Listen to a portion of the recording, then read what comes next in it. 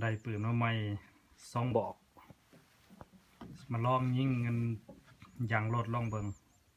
เป็นไก่ท่องกับซูเปอร์แม็กยิงเอาลองไก่ช่องก่อนนะ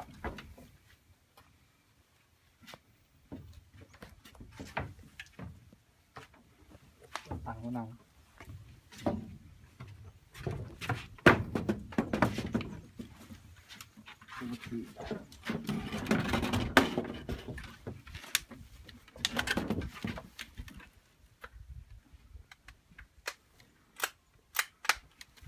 ไก่ท่องก่อน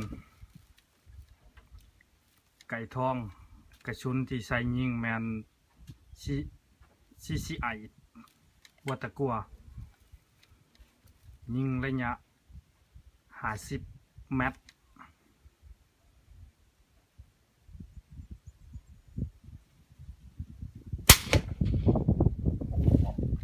ความได้เข่าลองซูเปอร์แม็กมันลองซูเปอร์แม็กบานเนี่ยผมไก่เติมซูเปอร์แม็ก4/2 อีแม็กนัมกระชุนที่ใช้ยิงแมนGCI หัวเจาะ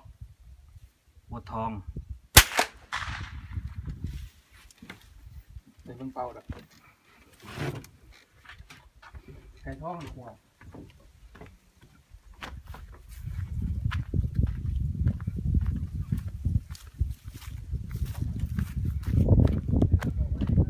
กำลังยางไปเบิ่งผลงาน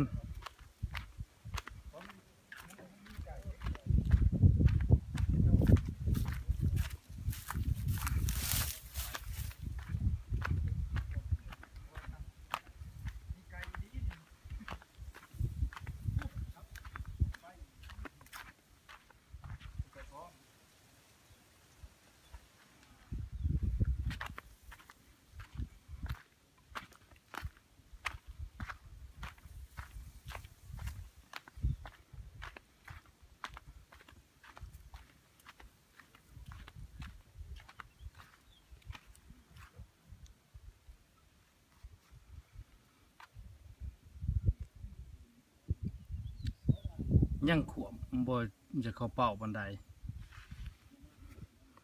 ตัวนี้แมนของไก่ทองตัวนี้แมนของชีแซดธรรมดายิงหนีขวมยิงระยะปืนแบนระยะ70 เมตรมันยิงระยะ50 เมตรเลยขวม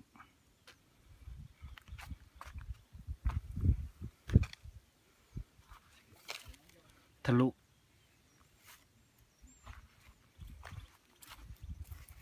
ลุยางเลย